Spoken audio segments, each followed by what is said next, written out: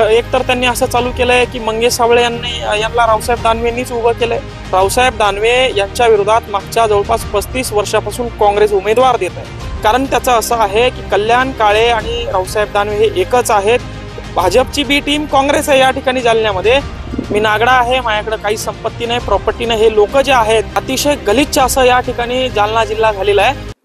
जर शेतकऱ्यांकडनं पिळवणूक होत असेल, अधिकारी नोकर वर्ग त्यांच्याकडनं जर त्यांच्याच कामासाठी पैसे घेत असेल, तर ही इंग्रजांची आदिलशाहीची मला वाटतं अतिशय भयंकर अशी कृती आहे आणि ती अजून सुद्धा सुरू आहे। मग या भावना या ठिकाणी व्यक्त होतात आणि त्याच्या माध्यमातून ते आंदोलन होतं। जसं लाठीचार्ज झाला, गाडी पेटवण्यात आली, ही भावना मी व्यक्त केली। आणि भावना व्यक्त करायची कशी? कारण हे चमड्याचं कातड्याचं गेंड्याच्या कातडीचं शासन आहे, प्रशासन आहे। यांना साध्या भाषेत बोलून बाईट देऊन भाषण करून समजत नाही सर। यांना दणका द्यावा लागतो आणि वेळोवेळी आम्ही तो दणका दिलेला आहे आणि त्या दणक्यातून त्यांना परिणाम झालेले आहेत। खरं तर मी म्हणेल की मागच्या जवळपास 2 वर्षापासून मी घरी तर नाहीच आहे, शेतात सुद्धा माझ्या मी गेलेलो नाही, गावातच मी राहतो, बाहेरच मी फिरतो। तर गावकऱ्यांचा एवढा मला फुल सपोर्ट आहे। एक लेकरू म्हणून सगळेजण मला जवळ घेतात, सगळे प्रेम करतात। एक 22 वर्षाचा 25 वर्षाचा तरुण आपल्यासाठी या ठिकाणी लढतो आहे, आपल्यासाठी काहीतरी करतो आहे, त्यांना सुद्धा नवल वाटतं। आणि गावकऱ्याच्या प्रत्येक प्रश्नावर मी भांडत असतो, लढत असतो, प्रशासनाला असेल, शासनाला असेल। आणि म्हणून शेतकऱ्यांच्या मी या निवडणुकीमध्ये वचन दिलं होतं की मी रस्ते करेल, मी पाण्याची व्यवस्था करेल, मी लायब्ररीची व्यवस्था करेल, मी व्यायामशाळेची व्यवस्था करेल, मी असं स्मारक करेल। या सगळ्या गोष्टी जवळपास 1 वर्ष 12-13 महिने मला झालेत, तर जवळपास 90% आम्ही पूर्ण केलेले आहेत। मला वाटतं अजून 4 वर्ष आहेत, 4 वर्षामध्ये गावाचा कायापालट आमचा होऊन जाईल। त्यावेळी काय झालं, रमजानचा महिना सुरू होता आणि रमजानला एका त्या भाभीने मला बोलवलं, वयस्कर होत्या, त्या म्हणे भाऊ तुमच्या सणामध्ये जर लाईट गेली म्हणे तर तुम्ही एवढा आरडाओरड करता म्हणे, आमचा एवढा पवित्र सण आहे, आम्हाला उपवास असतो, सकाळी 4 वाजता उठावं लागतं म्हणे, तरी आमच्याकडे लाईन नसते म्हणे, तुम्ही काहीतरी करा म्हणे। ही समाजाची त्या पवित्र रमजानची भावना समजून मी त्या ठिकाणी निवेदन दिलं की बाबा लाईन सोडा। 1 दिवस झाले, 2 दिवस झाले, 8 दिवस झाले, ते ऐकानाच। म्हणून त्या भावना समजून त्या ठिकाणी नागडं झालो की बाबा तुम्ही असा नागडा व्यवहार करू नका, लोकांना असं उघड्यावर टाकू नका।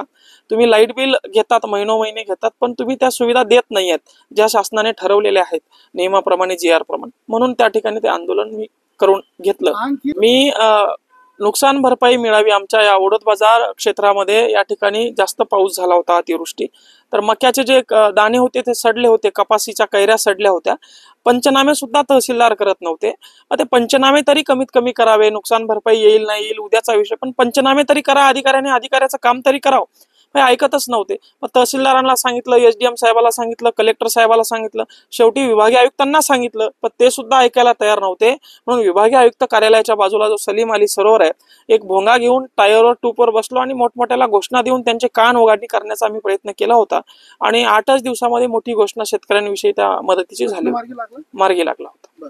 मी सगळ्यांना एकच विनंती करेल की जे विरोधक आहे, विरोधक म्हणण्यापेक्षा ज्यांचा पिंड राजकारण आहे, ते आपल्यावर आता बदनाम करण्याचं षडयंत्र रचत आहे।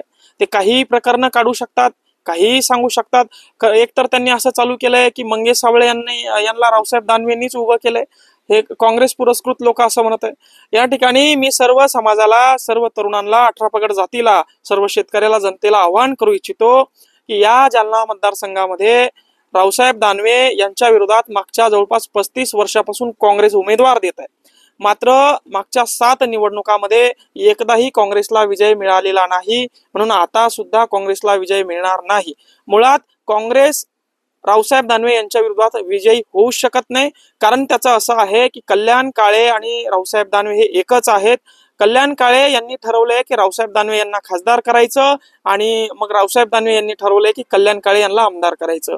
भाजपची बी टीम काँग्रेस आहे या ठिकाणी जालन्यामध्ये, म्हणून हे दोघंही आपल्याला फसवत आहे। आपण अपक्ष म्हणून उभं राहणार आहोत। आपला समाज, 18 पगड जात आणि सर्व शेतकरी यांना आवाहन करतो की कुठल्याही यांच्या भूलथापाला बळी पडू नका आणि अपक्ष उमेदवाराला निवडून द्या।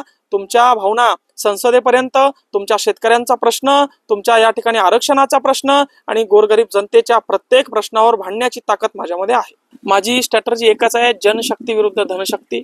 मी नागडा आहे, माझ्याकडे काही संपत्ती नाही, प्रॉपर्टी नाही, हे लोक जे आहेत मला उभं करू म्हणतायत, मला उभं राहा म्हणतात, हेच माझं प्रेम आहे। त्यांच्या भरोशावर मी निवडणूक लढवणार आहेत आणि तेच मला विजय मिळवून देणार आहेत। कारण माझ्या जालन्यामध्ये शिक्षणाची व्यवस्था व्यवस्थित नाही, आरोग्याची व्यवस्था व्यवस्थित नाही, मुलांचं हॉस्पिटलमध्ये लेकीबाळीला प्रेग्नेन्सीसाठी या ठिकाणी हॉस्पिटल नाहीत. अतिशय गलिच्छ असं या ठिकाणी जालना जिल्हा झालेला आहे. आणि जालना जिल्ह्याचं शिक्षण सुधारायचं असेल, जालना जिल्ह्याचं आरोग्य सुधारायचं असेल तर एक सक्षम उमेदवार, सुशिक्षित उमेदवार तुम्हाला निवडून द्यावंच लागेल. 15-15, 20-20 वर्ष झाले या खासदार महोदयांनी गावात सुद्धा पाय ठेवलेले नाही. तुम्हाला लढणारा, तुमच्यासाठी रोडवर रस्त्यावर येणारा जर का उमेदवार हवा असेल तर तुम्ही त्या उमेदवाराच्या पाठीमागे उभं राहा, असंच मी म्हणेल.